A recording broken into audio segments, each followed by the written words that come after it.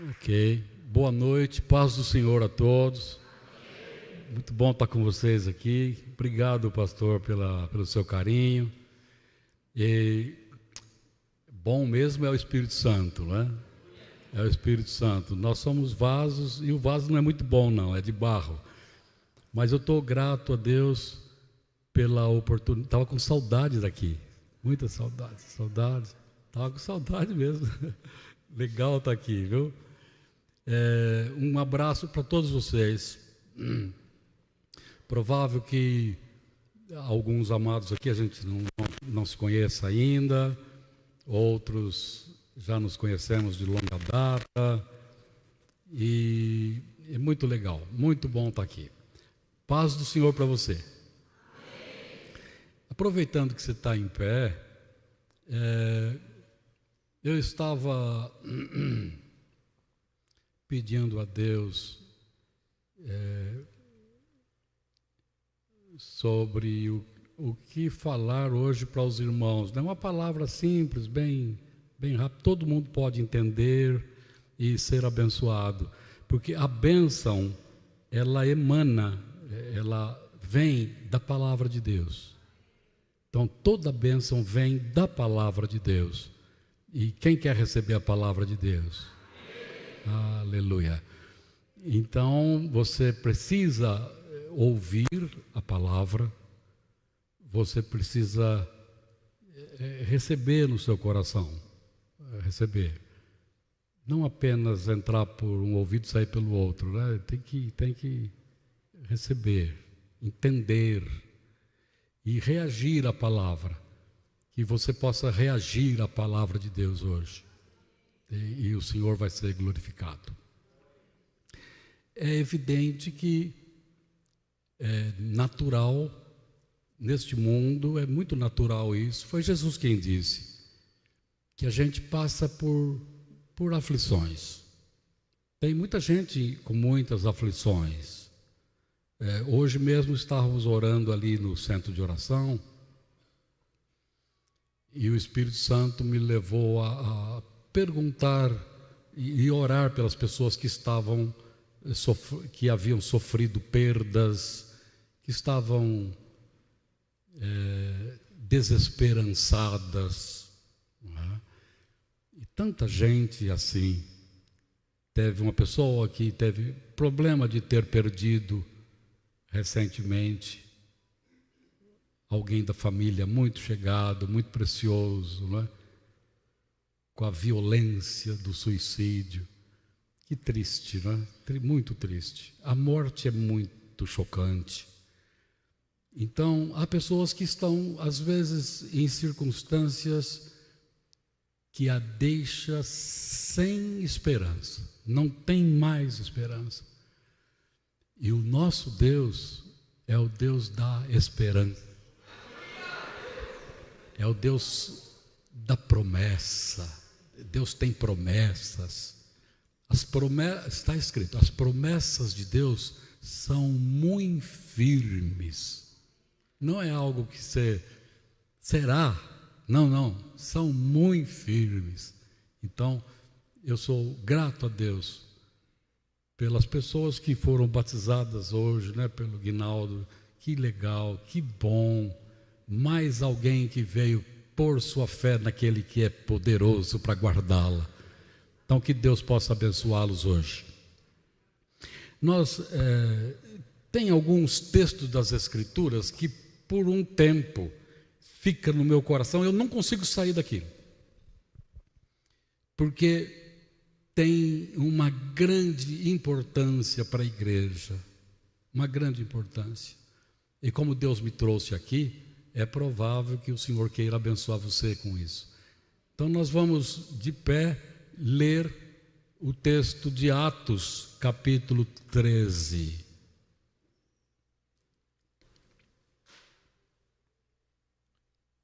Os irmãos projetam o texto? Está aqui. Os primeiros versos. Na igreja que estava em Antioquia, havia alguns profetas e doutores. Não tem a revista corrigida? Tudo bem. Barnabé, Simeão chamado... Opa! Você está querendo me derrubar? Enquanto adoravam... Vamos voltar lá no primeiro, que eu estou perdidão ali.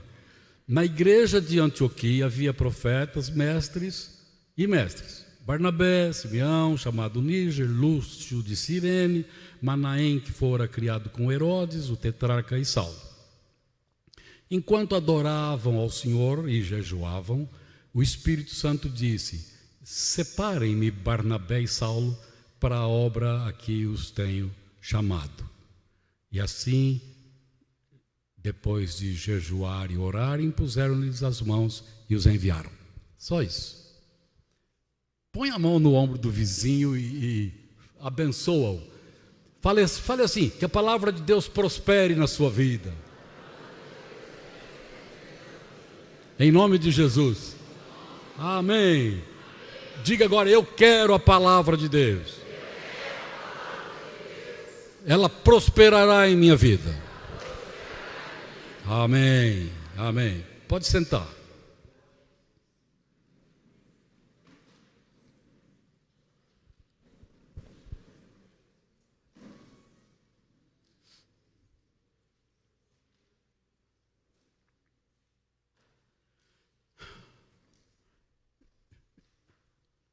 Na igreja que estava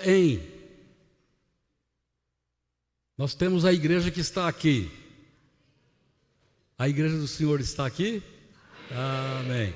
A igreja é composta de pessoas, a igreja é composta de gente que creu em Jesus Cristo. Isso é uma obra do Espírito Santo. Jesus disse: eu vou mandar para vocês o Espírito e ele convencerá as pessoas. Então, se você está aqui porque o Espírito Santo um dia, em algum tempo, convenceu você do caminho, convenceu você da graça salvadora do Senhor, a obra é dele, é ele que faz isso em nós. Amém? Entendem isso? Amém? É o Espírito Santo que está fazendo isso no mundo todo. Tem crente para todo canto. Uma bênção. É uma bênção. O Espírito Santo está salvando gente de todas as raças, de todas as línguas, de todos os povos, de todas as condições sociais. O Espírito Santo está operando tanto nos palácios quanto nas cabanas, né? Deus me deu a graça de estar nesses dois polos e vi gente crente mesmo. Eu estive com o ministro da Fazenda, do Mercado Comum Europeu, em Bruxelas. Havia um projeto de alguns pastores, um projeto de oração por toda a Europa. E já faz muitos anos, faz alguns anos. E nem sei como foi que eu caí de paraquedas num projeto desse, eu achei uma bênção muito grande, e eu fui posto num pequeno grupo e nós visitamos o Mercado Comum Europeu. E lá o ministro nos recebeu, era um inglês, e ele até pediu oração, até hoje eu não consigo esquecer aquele camarada. E ele disse: todos os dias eu venho da Inglaterra para cá e a primeira coisa eu digo para minha secretária: não me perturbe com nada, porque nessa primeira hora eu estou orando. E ele pediu oração porque era um ilustre cidadão, né? Culto ao extremo, uma autoridade de grande peso. E ele disse: eu oro todos os dias. E eu quero pedir oração para vocês. Eu quero que vocês orem. Éramos 5 pastores. Eu quero que vocês orem por mim nesse horário. Porque eu posso ter tido uma noite gostosa de sono, dormi bem. A hora que eu começo a orar, vem um sono tão profundo, que algumas vezes eu dormi. E eu não estou cansado para dormir. Eu sinto que é uma opressão do inferno para que eu não ore. Por favor, me ajudem. Então, o cara que pode fazer um pedido desse é porque é crente. Eu acho. Quem acredita na oração, né? E reconhece a luta espiritual, sabe que o inferno não está para brincadeira. Havia em Antioquia, numa cidade chamada Antioquia. Que cidade é essa, né? É interessante saber, né? Para ter uma noção da coisa. Quando a gente lê um texto bíblico assim, a gente fica meio descontextualizado, né? Que cidade é essa? Bom, era uma das capitais de uma das 4 províncias do Império Romano. Era uma grande capital. Nessa época do Paulo, por volta de 500.000 habitantes, bem maior que Araçariguama, muito maior, talvez igual Sorocaba, não sei, ou Campinas, uma grande cidade. Então não era qualquer cidade. Não é que tinha uma igreja ali? Não é que o apóstolo Paulo era membro da igreja? Ele ainda não tinha sido enviado. Ele era um homem cheio da palavra, rico de conhecimento, criado aos pés de um sábio de Jerusalém, chamado Gamaliel. Havia entre eles alguns profetas, mestres, na igreja de Antioquia, que não era uma igreja muito grande, era uma igreja no seu início, mas uma igreja pujante, uma igreja que adorava, uma igreja que prestava culto a Deus. É o que nós estamos fazendo aqui hoje. É o que nós estamos fazendo aqui hoje. Nós cantamos. Quando a gente canta, todo mundo participa, né? A turma canta, uns oram e adoram, uns até falam em línguas, né? Outros ficam assim, que isso? Né? Não, aqui não. Por aí é assim, aqui é a igreja do fogo, né?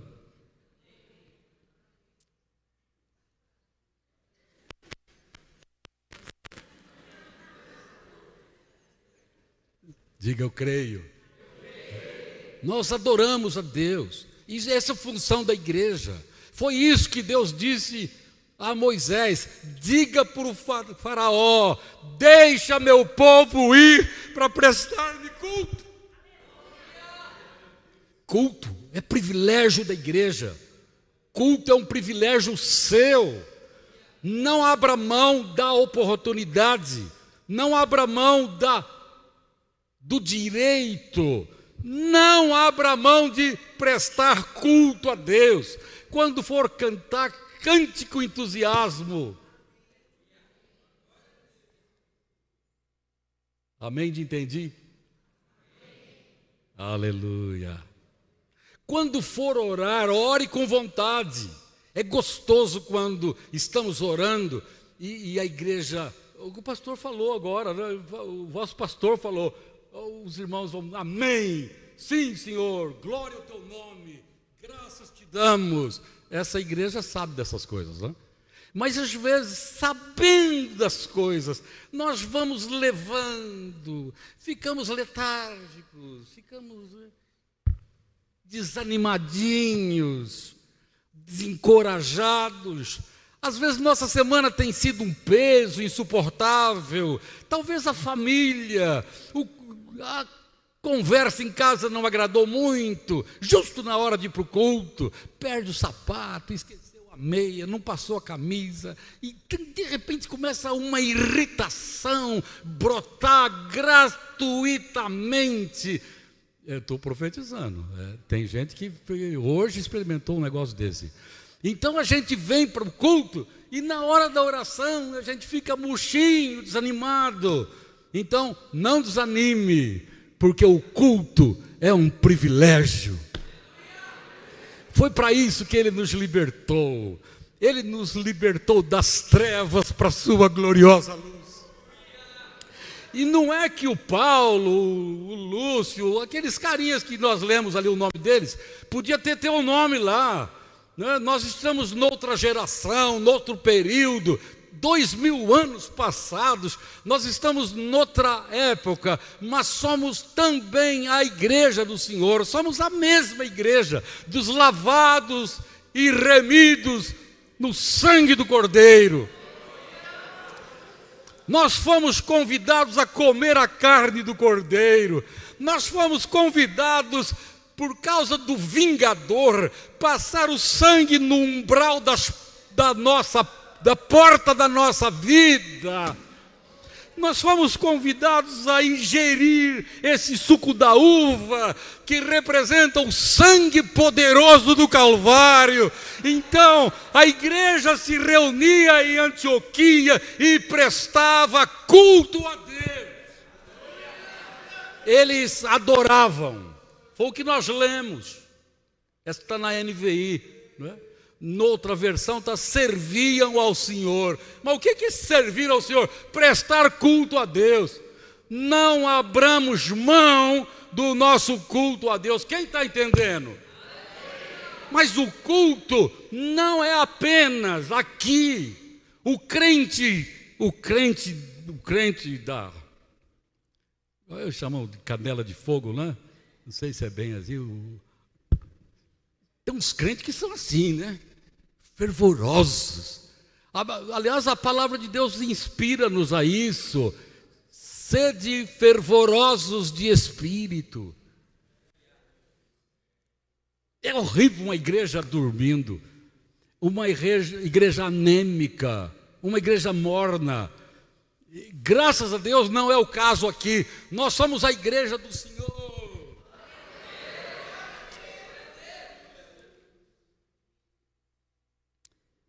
A gente tem que vibrar com a obra de Deus, vibrar com o que está acontecendo. A igreja de Antioquia vibrava, eles estavam cheios do Espírito Santo. Eu já vi alguns crentes assim. Eu me recordo de um, o nome dele é José.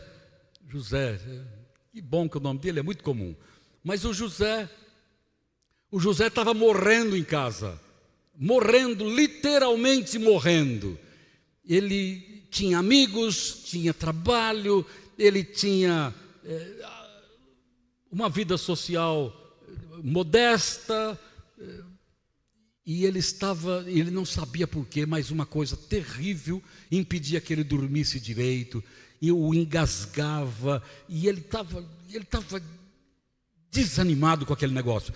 Um dia, ele falou assim: eu estou morrendo, eu vou morrer. Eu preciso procurar socorro. E ele saiu de casa, saiu na Avenida Nossa Senhora das Mercês, lá no Ipiranga, saiu na avenida e caiu no chão. E não é que iam passando duas crentes? É uma bênção quando tem crente. É uma bênção. Tinha duas crentes, a Teresa Gaona, é o nome dela. Teresa Gaona, a outra acho que é Gertrudes, se não me falha a memória. Eram membros da minha igreja na década de 70. E essas duas irmãs, crente que só, pegaram o camarada, ô cara, o que está vendo? O cara não respondia. Meteram num táxi, levaram para o hospital Heliópolis, deixaram o folhetinho no bolso dele. Não é que uma semana depois ele acorda da vida, já curado. Quem me salvou? Caiu numa reunião de presbitério dos pastores, né, da igreja, porque foi no endereço, e eu me recordo de ter dito a ele: olha, agora você não pode ficar aqui, é uma reunião de conselho, de pastores, você não pode, mas à noite você volta, porque vai ter um culto e você vem. E não é que ele veio, ele aceitou Jesus. Mas é o crente que todo pastor gostaria de ter. O cara pegava fogo, ele já vinha fervendo pelo caminho. Crente que só, hoje é um pastor. José Lucena.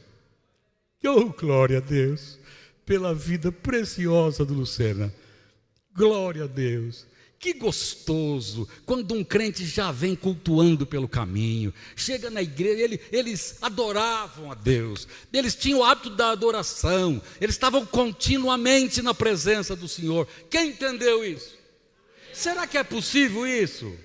Será que é possível a gente ir para casa hoje cultuando a Deus? Será que é possível a gente amanhã levantar, oh glória, graças a Deus, aleluia, bendito seja Deus, obrigado Senhor? Será que é possível? Ou não?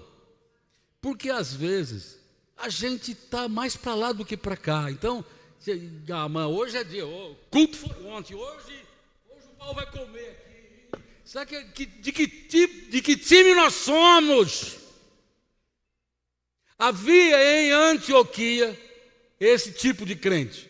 Eles estavam adorando a Deus continuamente. Entre eles havia profeta. Quem é profeta? Está escrito: quem aparta o que é vil do que é santo, será a minha boca, diz o Senhor.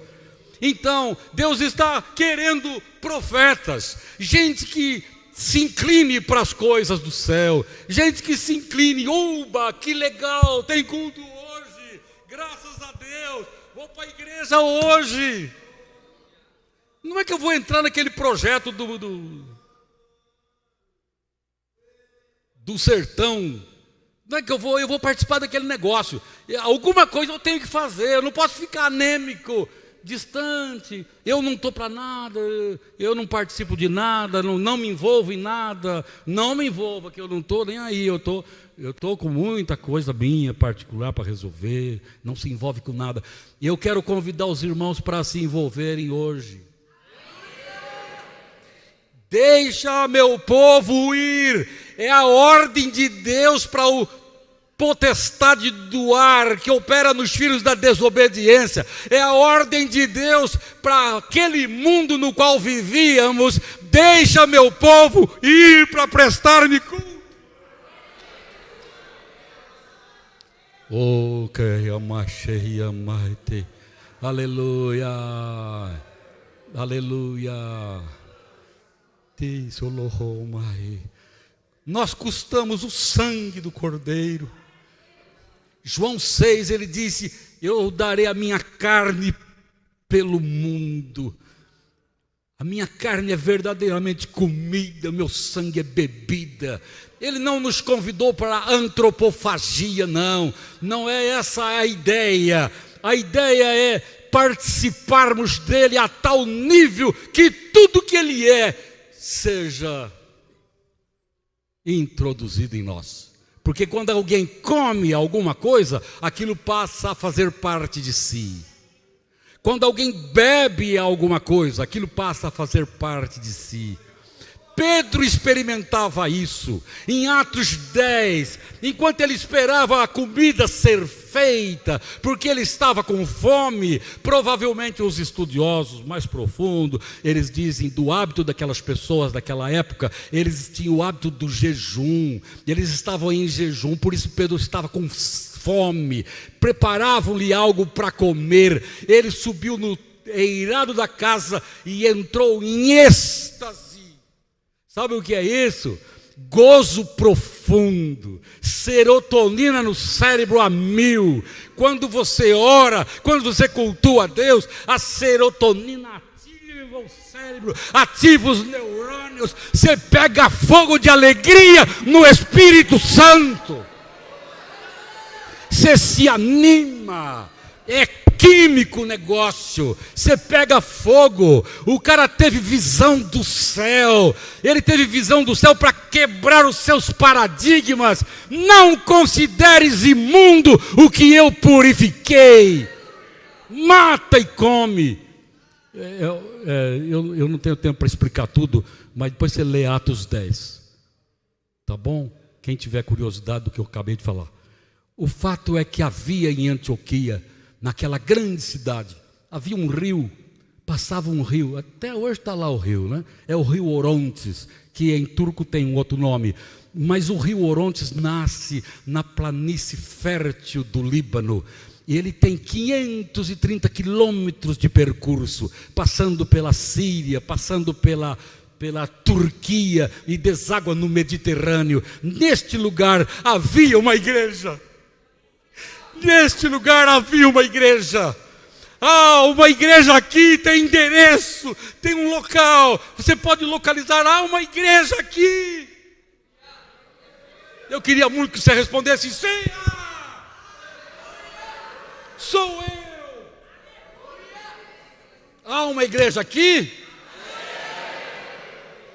A igreja que adora, a igreja que tem profetas, a igreja que tem mestres, a igreja que tem alguém interessado em ajudar o outro. Apesar de dar a ideia de hierarquia, porque está escrito, a uns constituiu Deus primeiramente na igreja apóstolos, depois profetas, depois mestres. Apesar de dar a ideia de hierarquia, a Bíblia tem que ser entendida no seu contexto. Jesus disse, se alguém quiser ser alguma coisa entre vós, seja aquele que serve. Ou seja, os ministérios, mesmo que seja o apóstolo, é aquele que está disposto a lavar o pé dos irmãos. Vamos que vamos, para frente. Somos a igreja do Senhor, amém? Havia lá, aqui. Aleluia. Aleluia. Ei, como é bom quando há quem responde. Como é bom quando há quem reage. Reage ao entendimento das Escrituras, reage ao exemplo daqueles camaradas, ao exemplo, um exemplo. Eles oravam, serviam ao Senhor, jejuavam.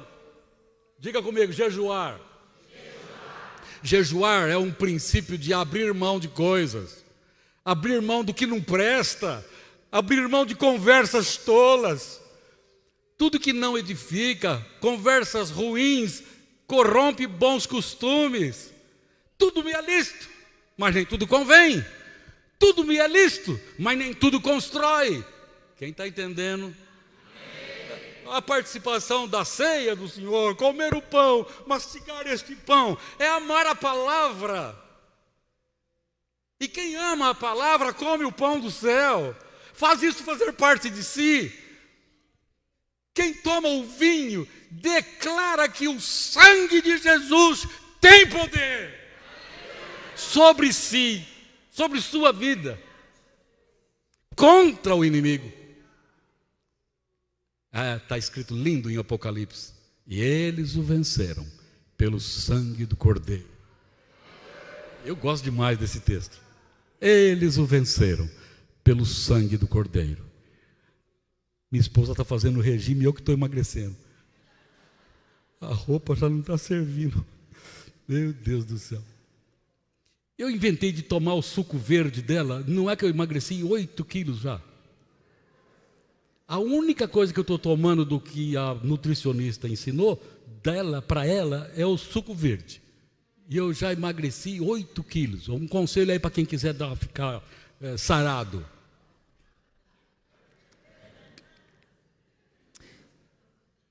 Ai, pastor, o senhor fica brincando no meio da pregação? Não, eu sou a igreja do Senhor. Eu estou contente com a vida, eu estou abençoado com o ministério. Eu gosto de orar, eu gosto de repartir a palavra, eu gosto de dizer que sou crente. Faz muito tempo isso.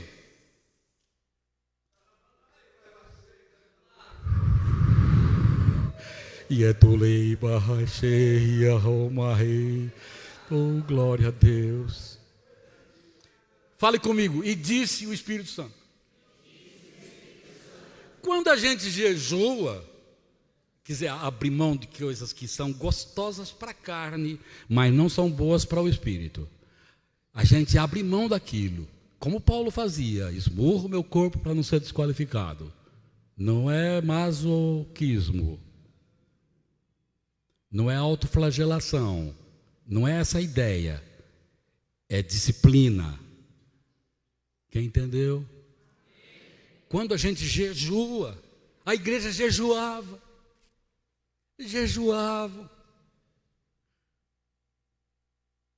adoravam, e sabe o que vai acontecer?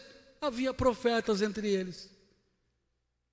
Vamos dizer de novo, diga comigo, disse o Espírito Santo. Ah, que pecado não deixar o Espírito Santo dizer na igreja. Que ruim achar que nós aqui sabemos das coisas. Que ruim quando o Espírito Santo é posto de lado. E você sabe que é possível fazer isso? Ah, sim. Senão não estaria escrito: não entristeçais o Espírito Santo, no qual estáis selados para o dia da redenção. Não resistais ao Espírito Santo. Deus quer falar com você. Sabe o que Deus quer falar na tua casa? Deus quer falar lá na sua reunião. Não uma reunião ruim, anêmica, de comportamento hostil. Eu conheço uma pessoa que participava do culto familiar, todo culto familiar, e fez uma coisa errada, porque era criança, não sabia. Os pais deram-lhe uma disciplina de bofetadas e disse consigo mesmo: nunca mais eu participarei de culto doméstico.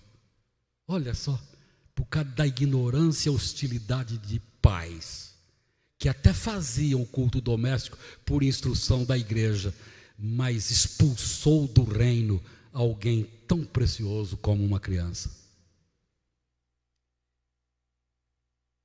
Que Deus livre a gente da ignorância tão... Quem entendeu? Que Deus nos santifique, que Deus nos ajude. Havia em Antioquia uma igreja. Nós vamos tomar a ceia do Senhor, comer esse pão. Custou o sacrifício dolorido de Jesus. Ele disse: ah, Senhor, se possível, passa de mim este cálice. Mas sabe o que Deus viu? Deus viu a igreja perdoada. Deus viu, Ele é Deus. Ele viu, Isaías 53, Ele viu o penoso trabalho da sua alma e ficou satisfeito. Porque Ele viu você lavado e remido, Ele viu você perdoado, Ele viu tuas dívidas pagas, quitadas, Ele viu gente de todas as raças justificadas pelo sangue do Cordeiro.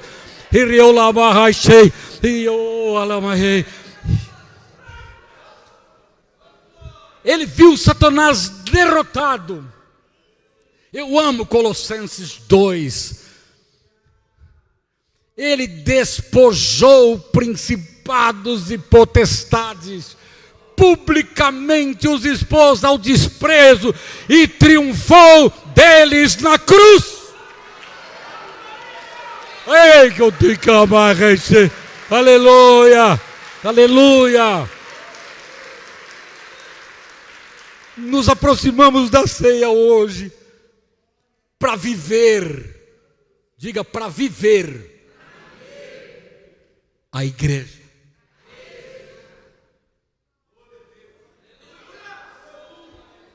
Os chamados para prestar culto.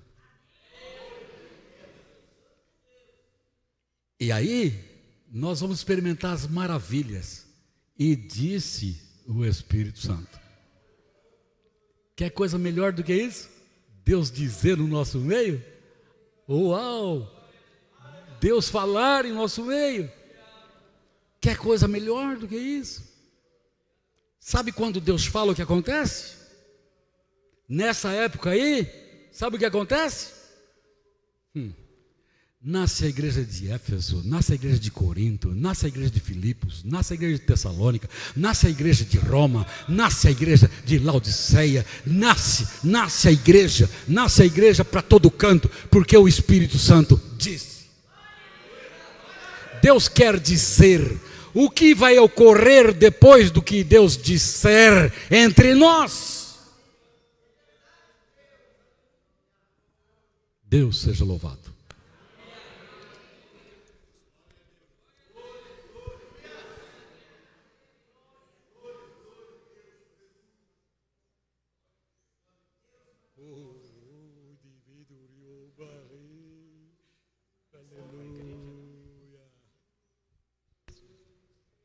Glória a Deus. Vamos ficar em pé. O pastor ainda vai fazer mais uma oração. ouça o que o Espírito diz à igreja. Amém?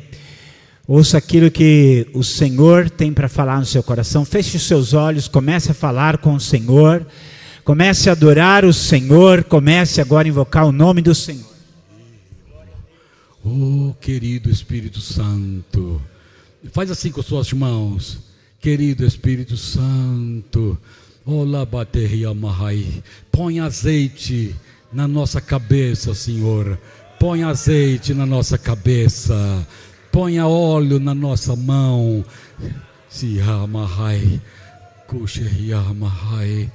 Abençoa esse povo, Senhor.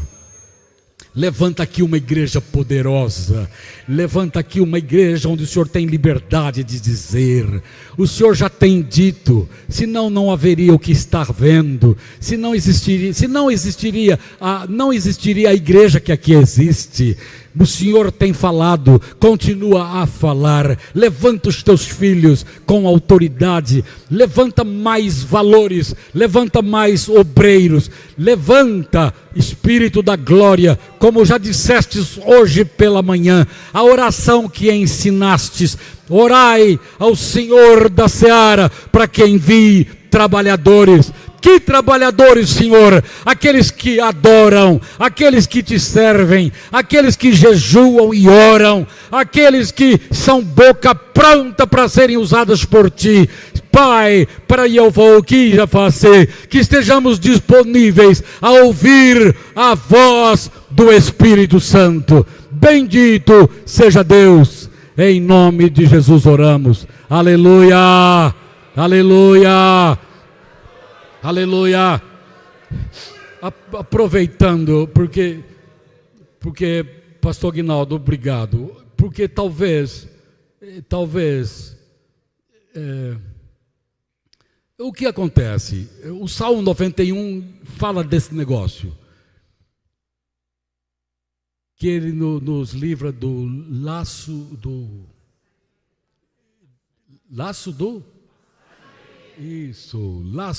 passarinheiro. Laço do passarinheiro. Sabe, irmãos, passarinheiro é o cara que caça passarinho. Caçar passarinho, o cara monta barraca lá no mato, onde tem o habitat natural de certas espécies que eles pretendem caçar. Armam a isca, armam a armadilha com a competência de passarinheiro. Pois as Escrituras comparam Satanás ao passarinheiro. Ele arma as suas arapucas, armadilhas. E alguns entram e não sabem como sair.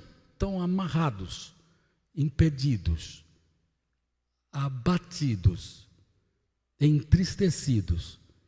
Mas nós vamos resolver esse negócio agora, em nome de Jesus. Nós, a igreja, vamos imitar o que o Paulo ensinou, tá? O Paulo ensinou isso em Atos 16. Não é uma oração muito comprida, não, é um negócio rápido. Nós vamos falar juntos, mas vamos falar com vontade. Presta atenção. Paulo, presta atenção, está escrito. Paulo, indignado, disse: no nome de Jesus Cristo, eu te mando, sai. Oração curta, né? Muito curta. Fácil, qualquer um aprende. Não é? Mas preste atenção nas lições que estão nesses pequenos versos de Atos 16. Preste atenção. Para começar, não é no meu nome, não é no nome do pastor Tostes, não é no nome do Jonathan, nem do Edson, nem do Silas, é no nome de Jesus, nosso amado Salvador. No nome de Jesus Cristo. Agora atente para um negócio. Indignado, fale comigo, indignação. Indignação. Sabe o que significa isso? É postura radicalmente contra algo. Em outras palavras, é raiva daquilo. Então, você tem que encarar esse negócio. Não pode ficar tratando o capeta com carinho, não. Não pode ficar tratando as forças do inferno com doçura. Por favor, tenha misericórdia. Ele não tem misericórdia, não. Por favor, ela é tão boazinha, ele é tão bonzinho, coitadinho, por favor, não faz isso com ela. Sai fora, irmão, deixa de ignorância. Você tem que ficar com raiva do capeta mesmo. Quem entendeu?